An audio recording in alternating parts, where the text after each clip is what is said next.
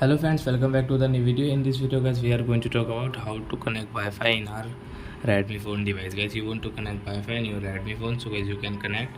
And guys, now let's see how to connect Wi-Fi in Redmi phone. In this video guys, I am going to show you guys how can you connect Wi-Fi.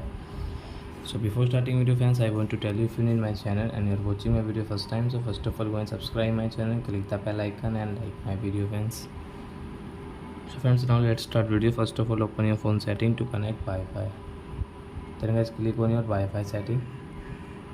Guys, on your Wi-Fi. So guys, refresh it. Then guys, you can see this Wi-Fi network. So which Wi-Fi network guys you have, guys you want to connect. So I have guys this Mukesh. So I will click here and guys I will enter password here. So enter your password and guys you can check your password from here. And guys you can see this connect option. So guys tap here.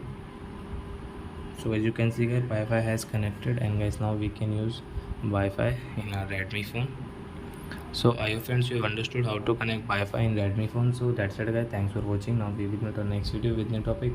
Before going guys, please go and like my video, subscribe my channel. Bye bye friends.